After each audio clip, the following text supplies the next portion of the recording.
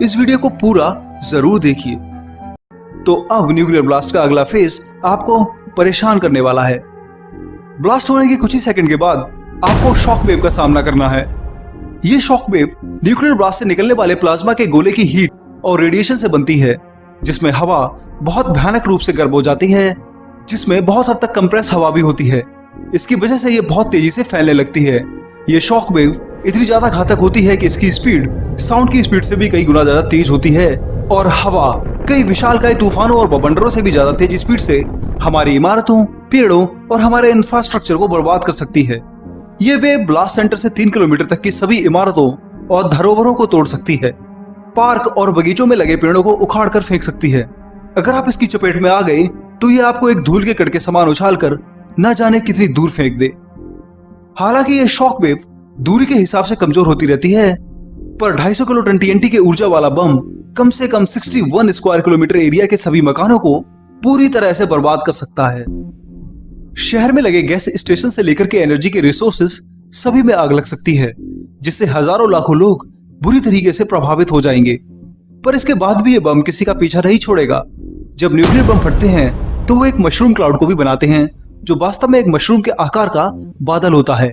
ये कई किलोमीटर लंबा और चौड़ा होता है। इसमें हॉट प्लाज्मा, आसपास की धूल और इमारतों के टुकड़े भी शामिल होते हैं। जैसे ये बादल बनेगा, आसपास की एरिया को एकदम काली रात में बदल देगा। धूल और धुंध की भयानक चादर आपके सामने होगी, जो सभी का दम घोटने के लिए पागल हो जाएगी। ये क्लाउड आसपास की सभी हवा को अपनी तरफ खींचकर वहां के वातावरण को जानलेवा बना सकता है।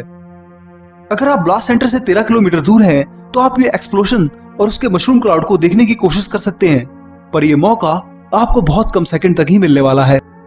जो शॉक वेव बनी थी वो अब आप तक पहुंचकर आपकी खिड़की और गाड़ियों के कांच के ग्लास को तोड़ सकती है, जिससे हर तरफ गिलास ही गिलास बिखर कर आपको नुकसान पहुंचा सकता है।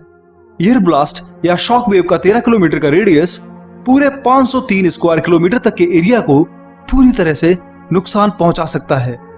मैं 250 किलो टन TNT के बम की बात कर रहा था।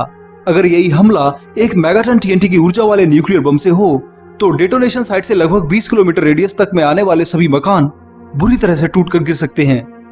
ये एरिया इतना बड़ा है कि इसमें पूरा दिल्ली शहर चपेट में आ सकता है। न्यूक्लियर अटैक अपने साथ हर तरह की तबाही लाता है। इसमें भूकंप, सुनामी और तूफानों को भी मिला दिया जाए तो वो भी कम पड़ जाएं।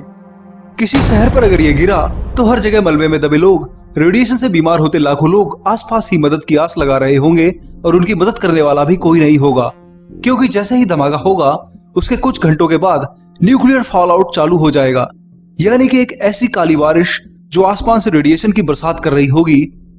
जो भी लोग बिल्डिंग के टूटने से, आग लगने से बच भी जाएंगे, तो वो आगे आने वाले दिनों में और हफ्तों में रेडिएशन से धीरे धीरे मर सकते हैं। रेल की पटरियों के टूटने से और रोड के बर्बाद होने के कारण आपके आसपास कोई नहीं पहुंच पाएगा। हेलीकॉप्टर के जरिए मदद मिलना भी मुश्किल होगा, क्योंकि वो एरिया इतना रेडियो एक्टिव हो जाएगा कि वहां कुछ घंटे रुकना जानलेवा साबित होगा।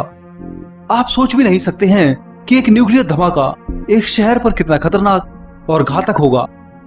न्यूक मैप वेबसाइट की माने तो अगर दिल्ली में यह धमाका होता है तो कम से कम 10 लाख लोग तो तुरंत ही पहले फेज में मारे जाएंगे और कम से कम 40 लाख लोग इस धमाके से पूरी तरह घायल हो सकते हैं।